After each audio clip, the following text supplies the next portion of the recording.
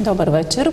Тази вечер ще обсъждаме възможностите за развитие на местната общност в следващите 4 години. Започва предизборният диспут, посветен на община Левски. В хода на подготовката му бе дадена възможност за участие на всички 8 кандидати за кмет. Тази вечер тук са двама от тях. Добър вечер, казвам на господин Георги Караджов.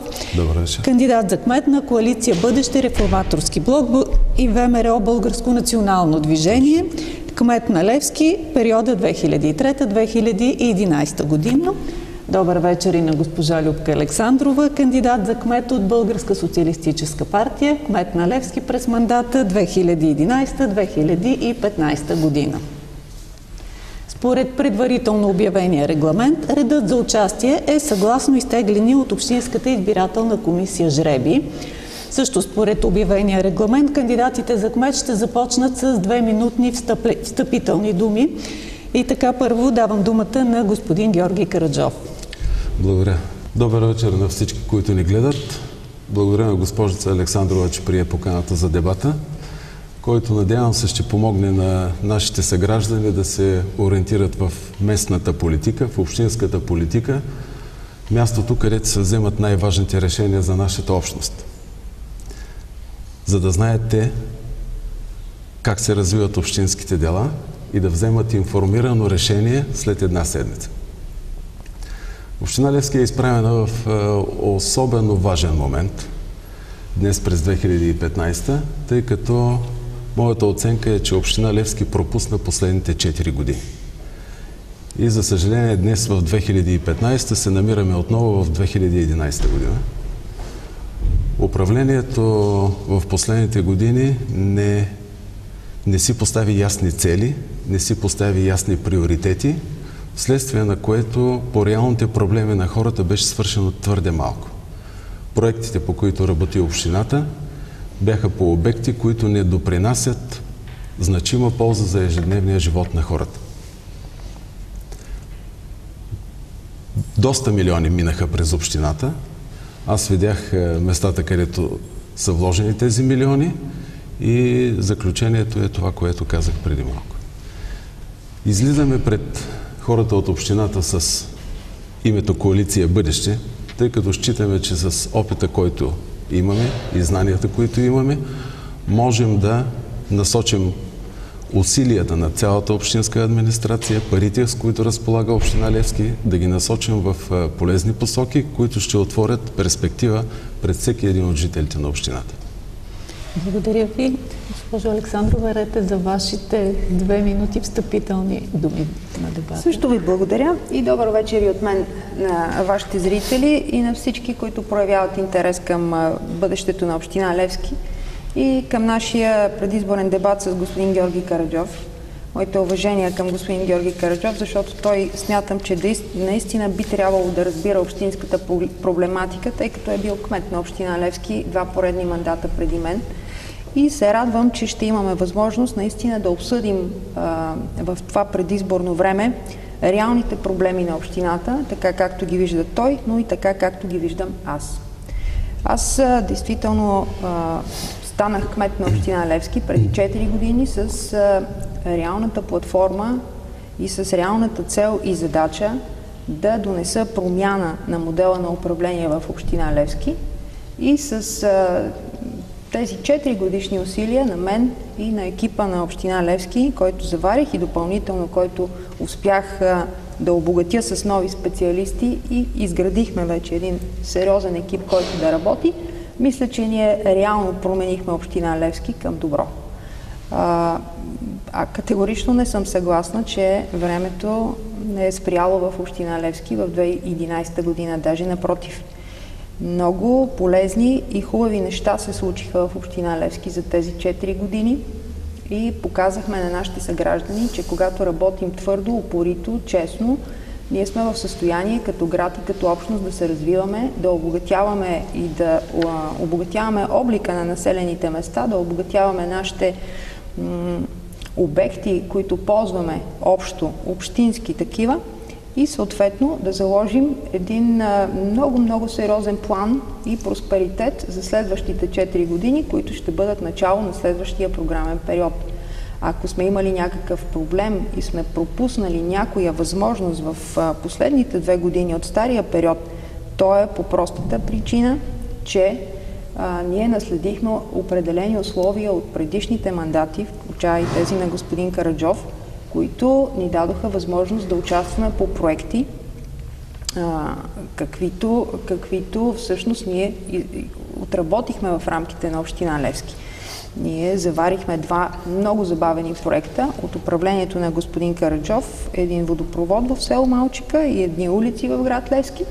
И нямахме на практика като община възможност да кандидатстваме с нови общински проекти в рамките на 12-та и 13-та година, когато имаше отворени общински мерки. Поради тази причина всичко възможно направихме, все пак да докараме инфраструктурни средства за инфраструктура в община Левски и заложихме на кандидатстване на настоятелства на читалища и на настоятелства на църкви, за да можем да използваме съвсем рационално времето и в края на краища всяко от населените места да се опита да стигне до свой сериозен обект.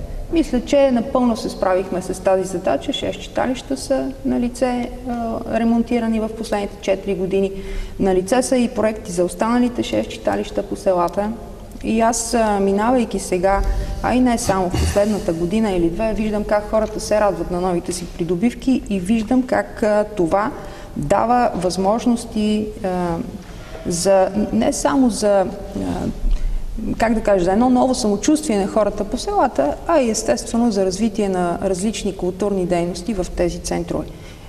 От друга страна, за да не прекаля с времето и защото искам да съм коректна и към господин Караджов, действително смятам, че в този дебат би следвало да обърнем внимание на новия програмен период, защото ако ние наследихме 2 проекта от вас, господин Караджов, ние в момента имаме 30 такива готови и стартирайки общинските мерки и новия програмен период, аз мисля, че община Левски ще превърне в една реална строителна площадка и това ще даде възможност тя действително след 4 години да е съвсем различна и много по-европейска и много по-удобна за хората си. Да, може би да отговорите на ще проверим веднага след изборите какви проекти точно са останали и всичко, което може да се използва, ще бъде използвано. Едно уточнение, госпожица Александрова, не разбрах какво имате предвид под забавени проекти, примерно за водопровода в Малчика. Веднага ще ви кажа, господин Караджов, вие сте сключили договор с Фонд Земеделие през 2009 година, получили сте авансовите плащания, а съответно през 2011 година, когато аз влезнах в общинска администрация, дори не беше избран изпълнител по този проект и по този обект. И с това забавяне на практика за мене просто оттам насетне ние направихме всичко възможно в рамките на година и половина, избрахме изпълнителя и построихме този обект, но оттам насетне вече нямаше време за кандидатстване за следващ водопровод. Вие много добре знаете каква сериозна проблематика създават старите водопроводи във всичките населени места на община Левски. Ако не бяхте, според мен, така забавили изпълнението на обекта в Малчика, аз съм убедена, че може би още 1 или 2 села, като Козар, Белене и Българене, също щяха да имат ремонтиран воден цикъл. Сега просто това не се случи именно заради това забавяне. Вие много добре знаете, че това е голям инфраструктурен обект, той изисква време за ремонтни дейности. От тук насетне когато се сключи един договор, аз ще ви кажа какво правихме ние в този мандат. В момента, в който ние изключвахме договор с Фонд Земеделие, от следващия ден започвахме да работим по избора на изпълнители и от следващия ден ние започвахме да работим по начин, по който бързо да приключим с този обект, защото вие би трябвало и да сте наясно, че в Фонд Земеделие се работи така. Сключва се договор, изпълнява се и тогава имаш право да кандидатстваш със следващ подобен проект. Докато не приключи строителството, нямаш право да го правиш. Това имах предвид за забавянето. Забавянето не е в причина, стояща в общинската администрация. От друга страна не става ясно защо, след като така или иначе процедурата беше стартирала през 2011, вие я заварихте в ход. Всъщност оставаше само финализирането на процедурата като отваряне на ценови предложения. Защо стана така, че същинските работи се изпълниха през 2014 година? това забавяне при вече стартирала процедура, защо се получи? Ами, аз не знам дали сте следили отблизо развитието. Очевидно не сте следили развитието на целият този процес по избора на изпълнител за Малчика, но не стоят нещата по този начин. Значи, на практика 3 години комисията, която бяхте определили вие като администрация, не си беше свършила работата и не беше избрала изпълнителя. А не е ли защото вие спряхте процедурата с една своя заповед, която се забави в съда, и това забавяне от 2 години дойде от това тази ваша излишна заповед да бъде спряна процедурата. Съда ви каза, че нищо и няма на процедурата, и вие продължихте започнатата от нас процедура, само че 2 години по-късно. Господин Караджов, аз смятам, че вие наистина не сте запознат с цялата система на избора на този изпълнител. Книжата са в общината, всеки, който има интерес, може да ги провери. 3 пъти е извъртяно само в рамките на моя мандат избор на изпълнител, обжалване на процедурата, избор на изпълнител, обжалване на процедурата. 3 пъти се извъртя до Върховен съд това дело в рамките на около година и 2-3 месеца, след което Върховният съд в последното си заседание върна за ново решение на комисията на господин Банчев поради допуснати съществени процедурни нарушения на правилата по избор и там на етапа, на който е била комисията, върна с задължителни указания, поканихме комисията, извърши си задължителните указания на съда тази комисия и съответно тогава вече самата процедура продължи. Комисията, която аз назначих, действително свърши работата и не е по никакъв начин забавила с ден дори производството по делото и производството по избора на изпълнител. Така че наистина няма смисъл. Аз мисля, че губим времето вече на хората. Доскочаваме на хората. Да. Само нещо последно за това водопровод. Знаете ли, че в момента се извършва ремонт? Авариен.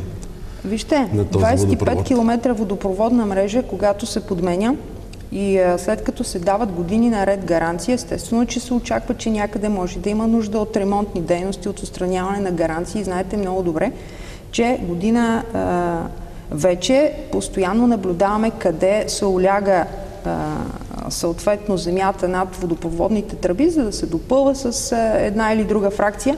Така че ангажирани сме, фирмата си отстранява гаранциите. Естествено, че знам къде какво се случва, защото действително следа процеса отблизо.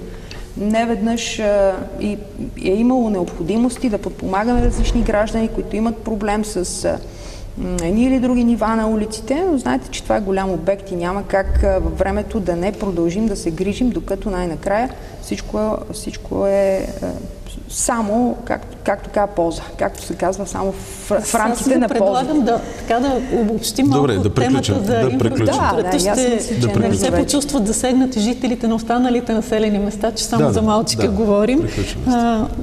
Инфраструктурата ли и водоснабдяването ли е сред основните проблеми на община Левски? Това ли е според вас? Това е особеното, че по темата инфраструктура, общинската администрация отдавна е установила начините на работа и ясни са източниците на средства за работа по инфраструктурата. И тъй като, ако говорим за едно пълно обновяване на инфраструктурата, говоря за тежката инфраструктура, разбирайте, пътища и водопроводи, е нужна огромна сума, няма как това да стои постоянно като приоритет. Още повече не е необходимо, тъй като администрацията се знае как да работи в тая посока. То си остава една постоянна, напрегната, ежедневна задача за работа, но пред кмета и общинското ръководство не би трябвало да стои като приоритет. Това беше истинско предизвикателство и приоритетно стоеше пред нас, когато нито бяха установени източниците, нито начина на работа, т.е. говоря за едни вече далечни 2003, 2004 и 2005.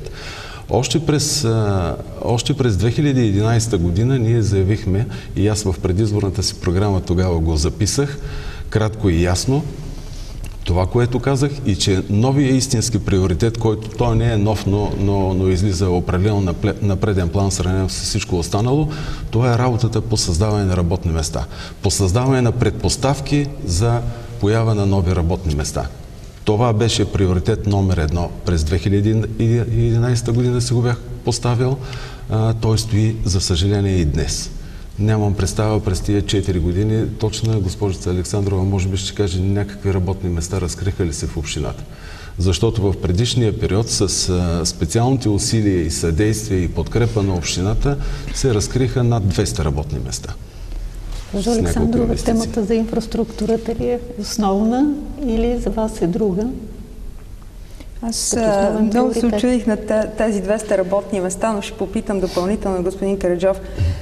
Вижте, аз смятам, че малко по-различно смятам от господин Караджов. Да, действително инфраструктурата е много важно условие и за един добър и нормален живот на гражданите и естествено за търсене на инвеститори, които да предпочитат нашия район пред някой друг, където инфраструктурата е доста по-добре и по-напреднала като ремонт и като визия. Затова смятам, че инфраструктурата и водоснабдяването е един основен приоритет на общината. Да, естествено, че е необходима огромна маса средства за подобряване на цялостната инфраструктура, защото това е много основно казано, много общо казано инфраструктура. Да говорим за пътища. В община Левски и в града Левски и в населените места на община Левски всъщност много дълго време не са извършвани така масови ремонти на улици. Опитваме се ние също дори да кърпим дупките, така да не допускаме прекалено вече разбиване на пътищата до толкова, доколкото те касаят общинския бюджет.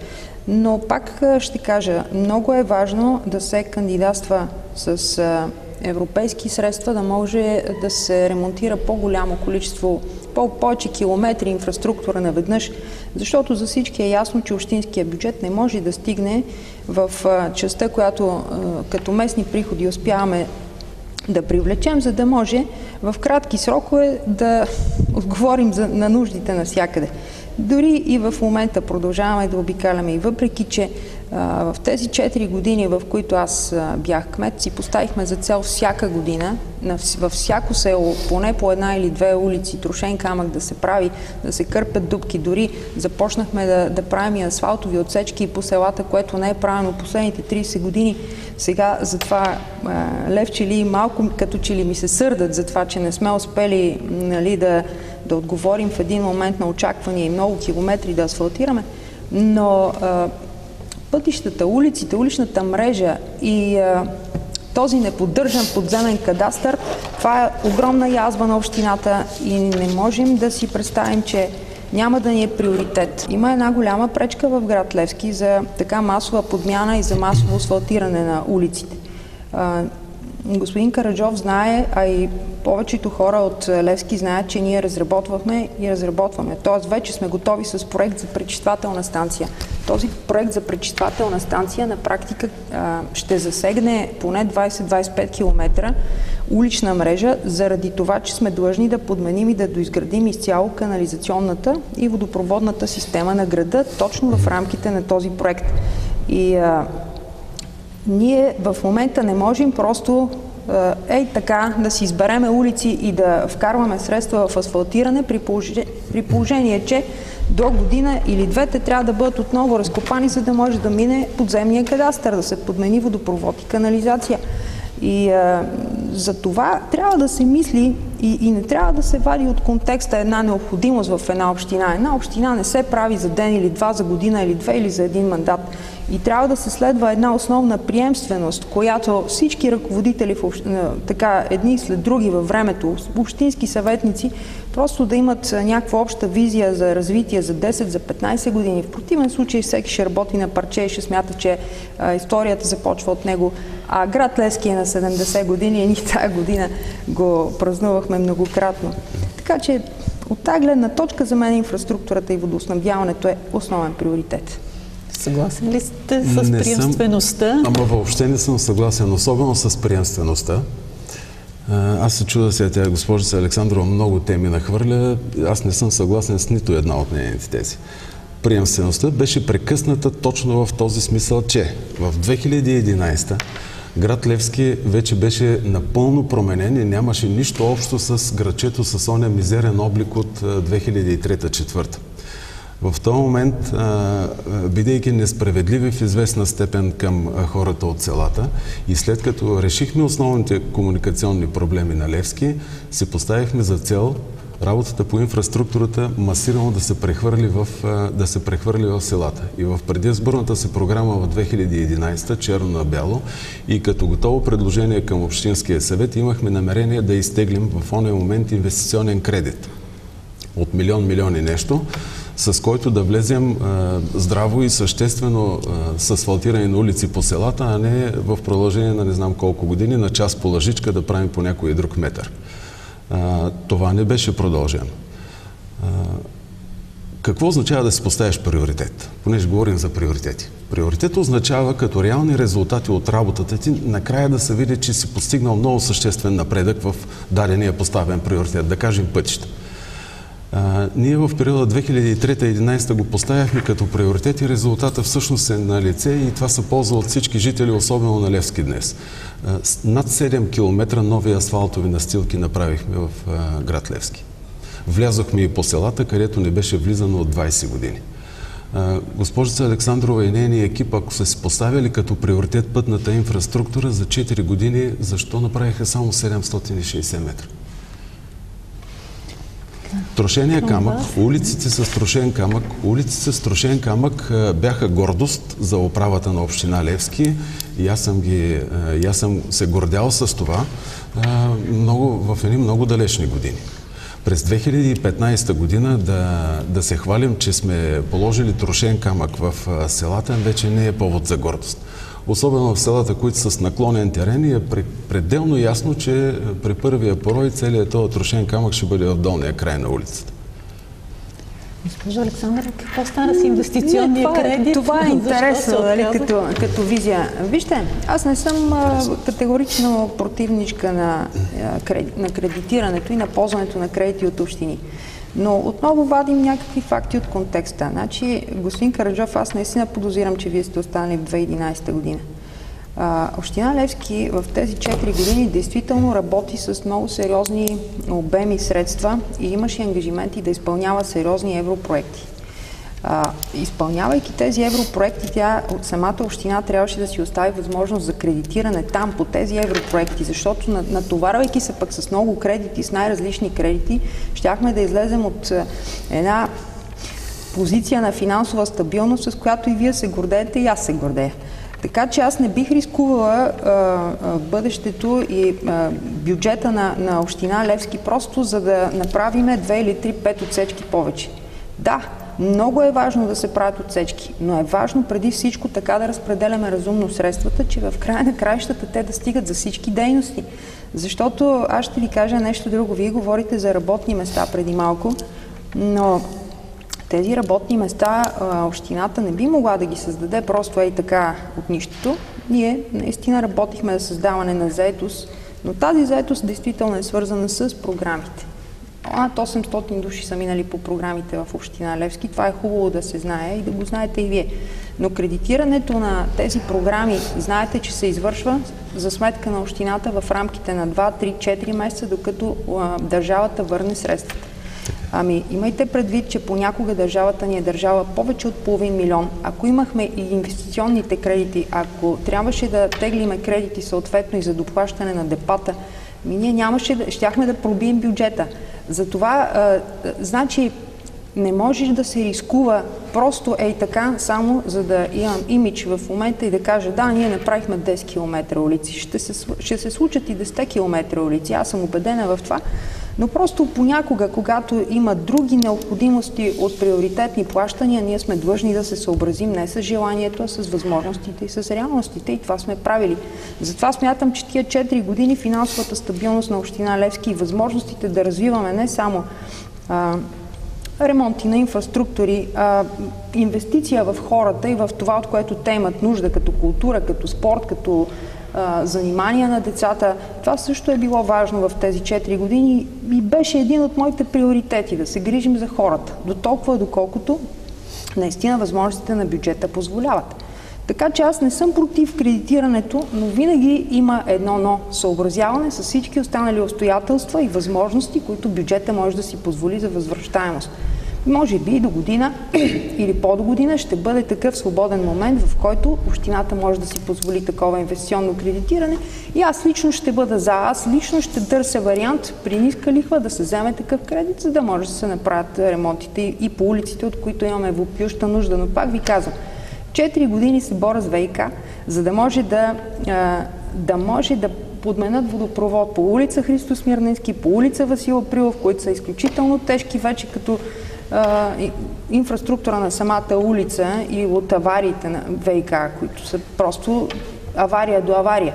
И са трудни и за поддържане. Ние ги кърпим всяка година, но вие виждате, че не е вече за кърпене. Въпросът е за цялостен ремонт. Направен е проект, вие вероятно го знаете от преди 2 години. Да, аз ви го оставя. При неподменен водопровод и при обещания всяка година, но при неподмяна на водопровода или трябва да финансираме и подмяната на водопровода, или да кандидатстваме по проекти и да загубим едни пари. Значи, знаете много добре, че общината понякога не е достатъчно само кмета и общинския съвет да искат, а те също са зависими от държавни институции. Не винаги държавата е добър партньор на общините.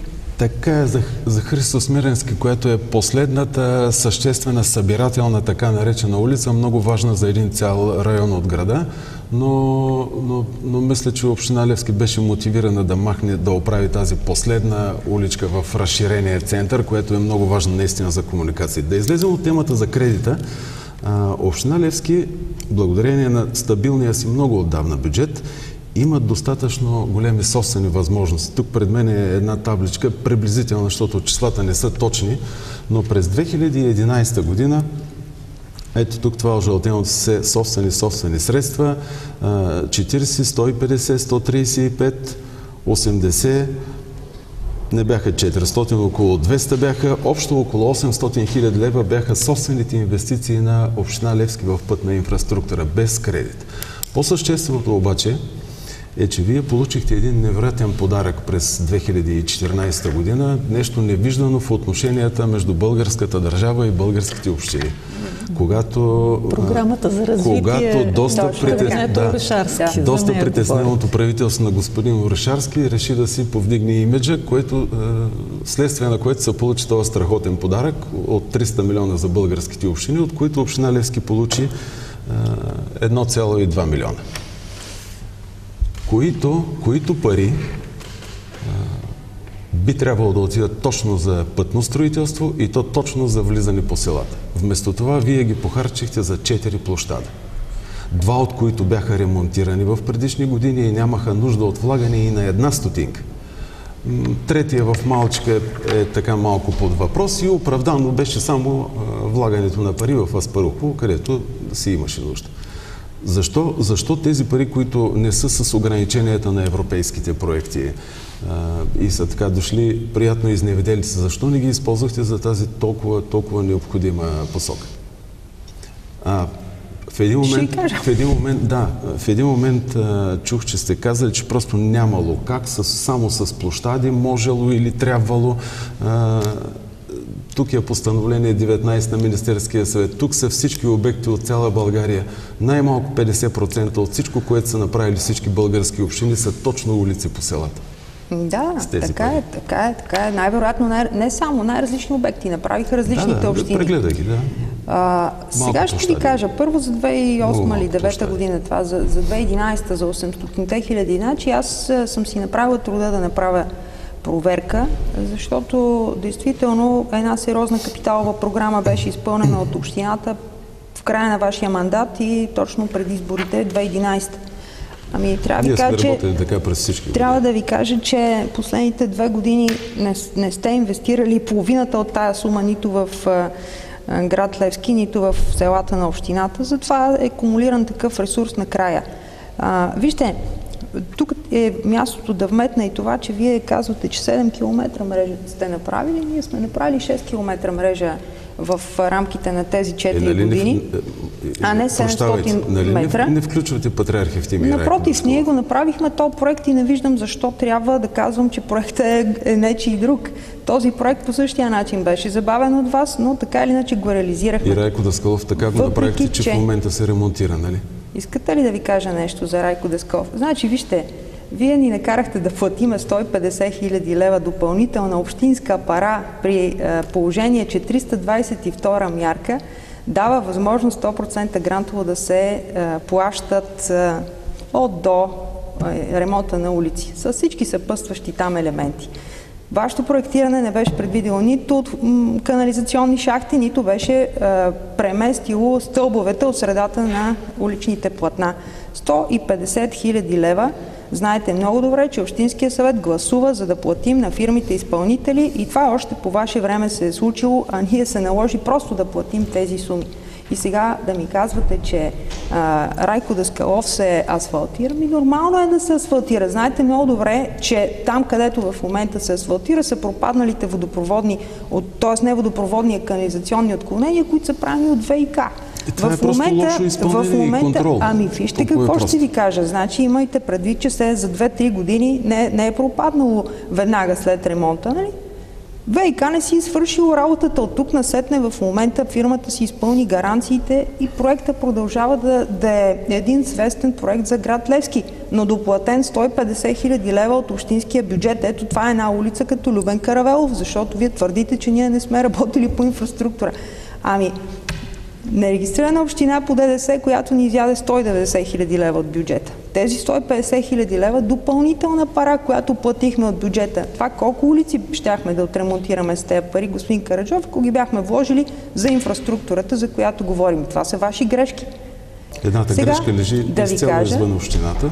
Може, но не е моя грешка. Другата не е следствие на мое грешно управленско решение, за ДДС-то говоря.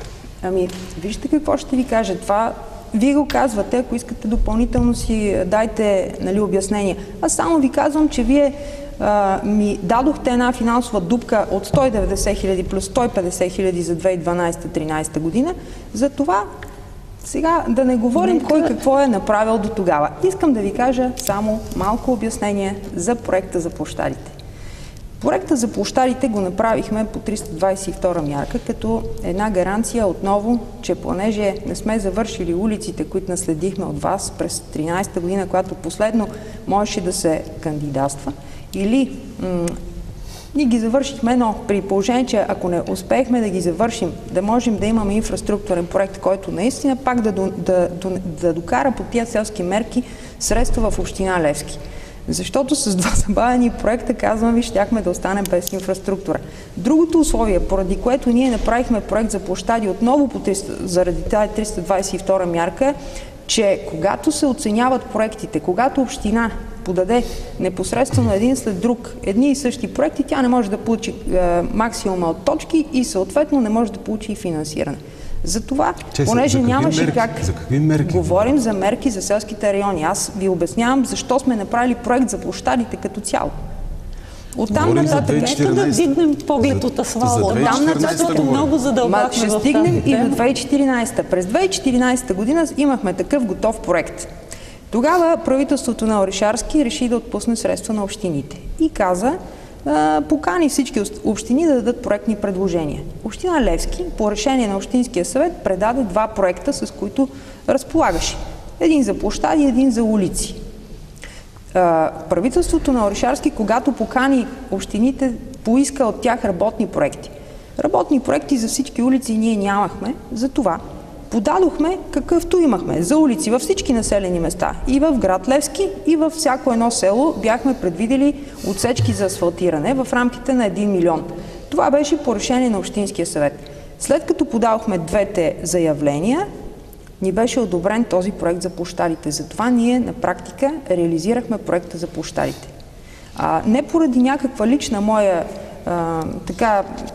визия, че трябва непременно площадите по селата да направим. Аз също съм за това в селата и в града да се асфалтират улици. Но казвам ви, че това не беше наш избор. Нека да вдигнем поглед от асфалта и да ви попитам какви усилия ще положите, за да спрете обезлюдяването, което е проблем на почти всички български общини, с изключение на 4, 5, 6, да кажем, най-големи.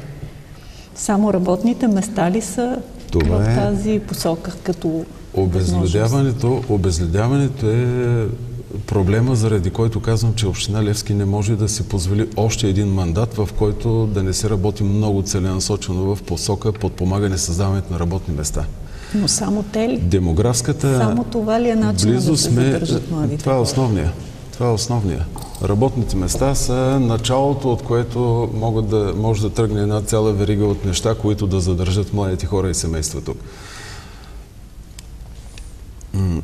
Ние сме работили по този въпрос. Сега като заявявам... Да, точно това ще ви кажа. Сега като заявявам, че това ще бъде мой приоритет номер 1 в следващите 4 години, не означава, че сега ще започна да работя по него. 200-та места, които госпожица Александрова не знае, са в завода на Силвамаш, където са над 150 души и 40 и повече души в машиностроителния завод в България. Една испанска фирма прави спортни уреди. Силвамаш прави тръбни заготовки.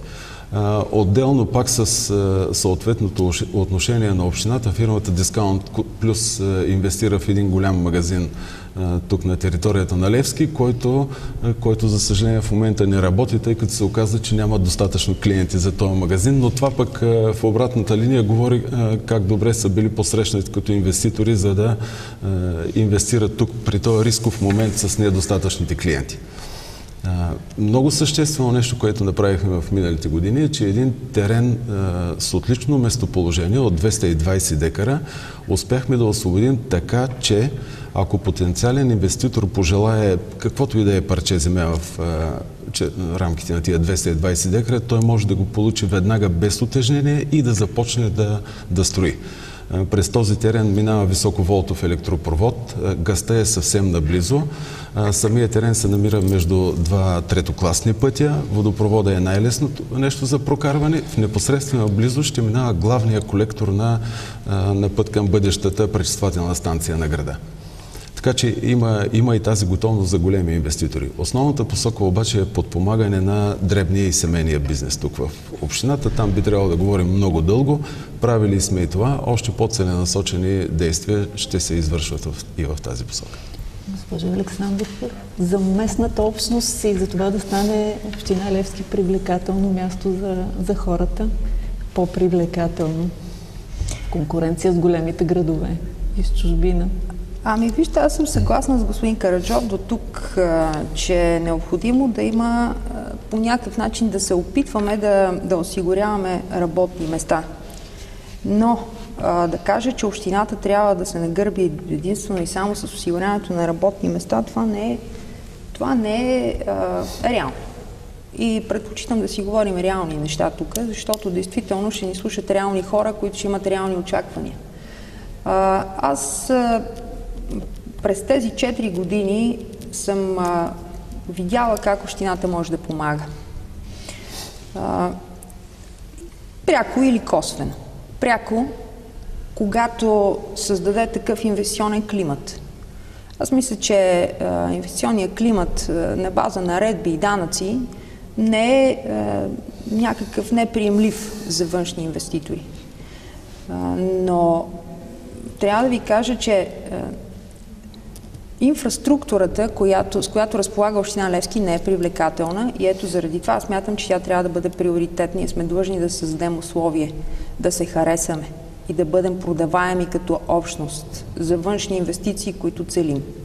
В противен случай има много да ги чакаме. Държавата ни вече не е особено атрактивна за външни инвестиции, така че да очакваме, че утре или други ден ще дойде инвеститора. Да, ние сме за и сме отворени за разговори, за преговори, за всичко, което е необходимо една администрация да посрещне външен инвеститор. Но не можем да седнем и да го чакаме. Ние не сме рентабилни, ние не сме продаваеми по проста причина, че не сме си подготвили нито индустриалния парк, нито парцелите, за които господин Караджов говори, са в съответното качество и вид, за да може да се строи върху тях. Трябва да дойде инвеститорът първа да сме на предназначение. Затова аз мисля, че община Левски до 2011-2012 година няма подготовка да среща просто така външни инвеститори. Ние не сме продавали имоти, защото наистина в тези 4 години не е дошъл нито един сериозен инвеститор, изключая холдинга на Бони Оборот, който дойде и започна да възстановява соковете във Варна. Това е един обект, на който общината разчита, че частната инвестиция ще даде възможност за работни места, но и сме направили всичко възможно като Общински съвет и като съответно необходимост този холдинг да няма административни пречки, да си движи процедурите и да си пусне обекта час по-скоро. Но това не е достатъчно. Ние в момента разработваме новия устройствен план на община Левски, където тези парцели, за които говори господин Караджов, най-сетне ще придобият такъв вид, че действително инвеститорите да ги харесат. Един вид да бъдат улеснени, действително да им се вади разрешително за строеж и да започнат да си развиват дейността. В противен случай, пак казвам, няма да дойде инвеститор, който тепърва земеделската земя, която му предлагаме, да почне да я прави промишлен парцел. Това му е скъпо и дълго удоволствие. Така че в момента аз разчитам точно на влизането в сила на новия устройствен план, който ще даде възможност, който дава възможност за изграждане на такава индустриална зона в северната част на града, може би там, където господин Караджов твърди, че има оставен парцел. Въпросът е, че парцела не е подготвен за промишлено строителство. И не само за град Левски. Както знаеме, съвсем наблизо ще мине магистрала Хемус, или би трябвало в близките години да мине магистрала Хемус, т.е. ние трябва добре да преценим къде и в другите населени места да оставим такива парцели, които биха представлявали интерес, защото пак ще се върна на читалищата, които сме правили. Аз съм убедена и съм категорично за това във всяко едно населено място, голямо или малко, където Европа позволява да се вкара инвестиция, да бъде вкарана инвестиция, защото няма как да задържим хората по селата, като не ги обгрижваме, защото са малки и са недоизживяване. Така че в тази посока трябва да вървим. От друга страна, ние сме земеделски район. Няма защо постоянно да търсим някакви индустриални цели, които да гоним. Ние сме земеделски район, този земеделски район е произвеждал такова огромно количество продукция, изнасял е и има и условията, и възможностите. За съжаление, вече може би не толкова с квалифицираната работна ръка, но това нещо, квалификацията, то се допълва. Когато има условия, хората се учат и имат интерес да се учат.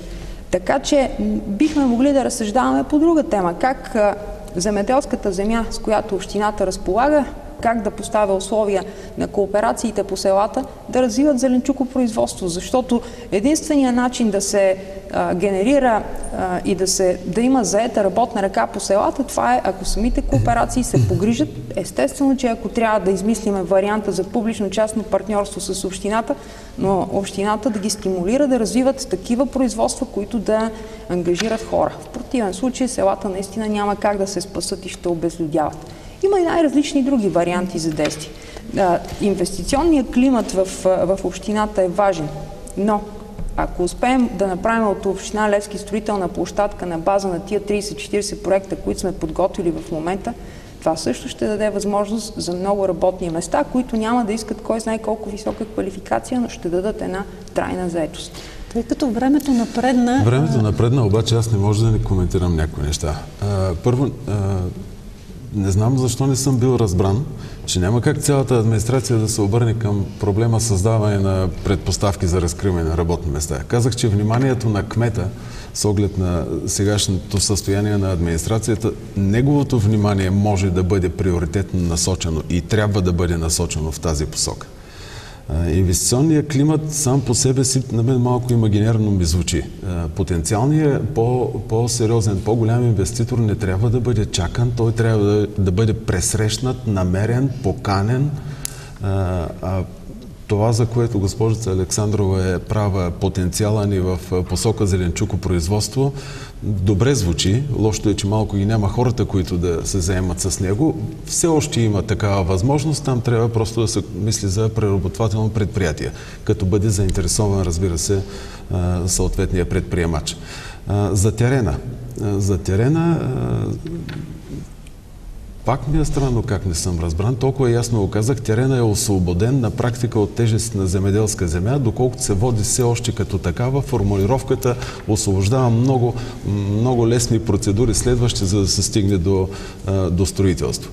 Споменах всички комуникации важни за бизнеса, които са в непосредствена близост. Терена е идеално равен между два третокласни пътя. Това е просто едно фантастично място за потенциални инвеститори. Те имат всичко подведено до там. Въпрос на някакви метри. Така че готовността е пълна. Въпросът е, че трябва да се търси активно инвеститор. Така, последен въпрос и ви моля наистина за лаконични отговори. Как ще работите, ако бъдете избран за кмет с бъдещи общински съвет, който така по прогнози се очертава да е шарен?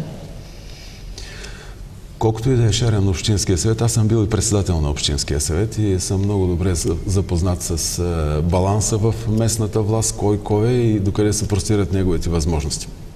Колкото и да е шарен бъдещия Общински съвет, когато има посока, когато има ясно поставени цели, с ясни стъпки, към които се върви към тези цели, Общинския съвет може да бъде обединен в преследване на тези цели. Аз съм го виждал много пъти, госпожица Александрова може би също, така че възможно е едно добро взаимодействие между кмета и Общинския съвет. Тук ще се съгласите ли, господин Мисля, Караджов? че тук наистина нямаме никакви различия помежду си, защото аз също съм била председател на Общинския съвет и знам, че още повече, че в тези пък 4 години, в които не винаги с Общинския съвет сме били на едно и също мнение, все пак е надделявало абсолютно винаги в крайна сметка общото и консенсусното начало, т.е. намирали сме допирните точки, които да са в полза на гражданите, защото всички ние живеем с...